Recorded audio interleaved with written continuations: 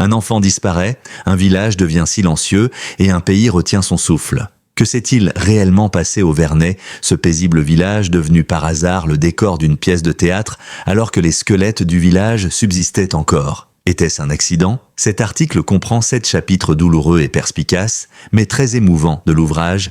Ce qui s'est réellement passé au Vernet, le paisible village qui est devenu accidentellement le décor d'une pièce de théâtre lorsque ses vestiges ont été abandonnés. Était-ce un accident? Depuis la disparition d'Émile en juillet 2023 jusqu'à la découverte de sa dépouille en mars 2024, il restait des zones d'ombre, des blessures non cicatrisées et de nombreuses questions sans réponse. Était-ce un accident? Un acte criminel? Une dissimulation? Dans cet article en 7 chapitres, nous suivrons les indices d'une enquête à la fois douloureuse et déroutante où toute vérité semble d'emblée niée. Laissez un commentaire pour partager vos ressentis, hypothèses ou simplement vos émotions. Et si cette histoire vous parle, abonnez-vous, elle nous aide à continuer à explorer ces sujets complexes de manière sérieuse et humaine. Allons droit au but. Le 8 juillet 2023, un petit garçon blond de 2 ans et demi disparaît dans le hameau du Haut-Vernet. Ce jour-là, la montagne se tait et la France retient son souffle. Dès les premières heures, les gendarmes organisent des battues, les hélicoptères survolent la vallée, les chiens pisteurs arpentent les sentiers. Rien, le vide.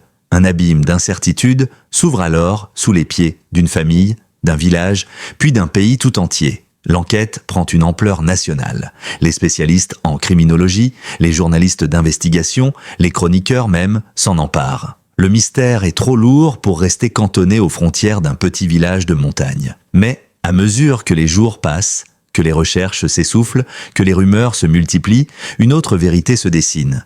Le silence, parfois, est plus violent que les mots. Comme le résume un gendarme local, on a tout fouillé, tout retourné. Et pourtant, rien. Mars 2024. 9 mois ont passé. Une randonneuse qui ne cherchait rien d'autre que le calme de la nature tombe sur un crâne minuscule, à demi dissimulé sous la mousse, à proximité du Vernet. Rapidement, les analyses ADN confirment l'impensable. Il s'agit bien d'Émile. Cette découverte change tout, mais n'explique rien. L'autopsie ne permet pas de déterminer les causes exactes du décès. Les ossements sont trop fragmentaires. Des questions subsistent.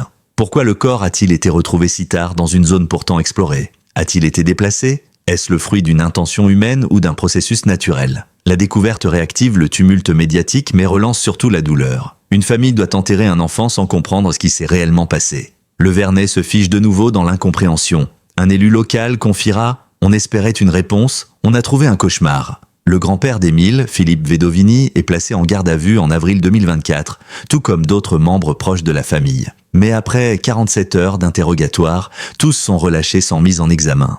Isabelle Colombani, avocate de Philippe Vedovini, dénonce une procédure qui n'a, selon elle, rien apporté de nouveau, sinon un traumatisme supplémentaire. Elle parle de répercussions morales, familiales, professionnelles désastreuses. Elle déclare « On peut dire tout ça pour ça. Il fallait peut-être le faire pour fermer des portes, mais j'espère qu'on ouvre enfin les bonnes. » Au-delà de la stratégie policière, c'est une dynamique familiale qui est ébranlée. La suspicion érode les liens. La méfiance s'installe, des vieux différends ressurgissent, et pendant ce temps, l'enquête piétine. Le climat devient irrespirable pour les proches, jetés au pilori sans preuve. L'interpellation du grand-père ravive de vieilles affaires. Un ancien pensionnaire de l'école Sainte-Croix de Réaumont accuse Philippe Vedovini de violences physiques lorsqu'il était éducateur. Gifles, coups de pied, coups de poing. Les témoignages s'accumulent. L'homme a même reconnu certains faits lors d'une audition. Mais Colombani insiste. Il n'a jamais été mis en examen pour ses actes et cela ne constitue en rien une preuve d'implication dans la mort de son petit-fils. Il est témoin assisté, pas inculpé, martèle-t-elle. Pourtant, dans une affaire où la vérité manque, l'opinion publique se contente souvent de soupçons. Et les réseaux sociaux, eux, n'attendent pas les verdicts pour juger. Le passé, même ancien, devient une arme dans le tribunal médiatique. Autour de l'affaire, les thèses, les plus diverses, fleurissent. Certains parlent d'un accident mal dissimulé, d'autres d'un drame intrafamilial. Il y a ceux qui pensent à un acte criminel d'un tiers, voire à un prédateur. Mais sans éléments matériels solides, toutes les hypothèses restent en suspens. Ce flou nourrit l'angoisse collective. La transparence des autorités a été mise en doute. Des anonymes s'improvisent détectives sur Internet. Des fausses pistes sont lancées. Et pendant ce temps, l'essentiel se dilue. Un enfant est mort et personne ne sait comment ni pourquoi. Comme le dit un enquêteur sous couvert d'anonymat, l'affaire Émile, c'est un puzzle sans bordure dont on ignore le dessin final. Le Vernet n'est plus un village, c'est un symbole. Celui de la méfiance, de la souffrance, de l'exposition. Les habitants vivent sous pression, déchirés entre douleur et colère. Certains refusent de parler aux médias, d'autres s'insurgent contre l'omerta supposée.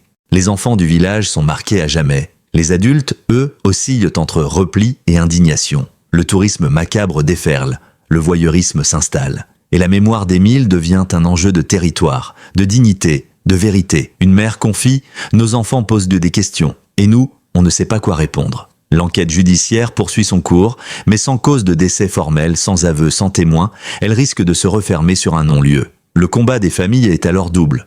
Pour faire le deuil et pour que l'on n'oublie pas. La France a déjà connu d'autres disparitions non élucidées. Le risque est réel que celles-ci rejoignent la longue liste des dossiers classés. Pourtant, pour les proches d'Émile, pour les habitants du Vernet et pour tous ceux que cette histoire a bouleversés, une chose est certaine.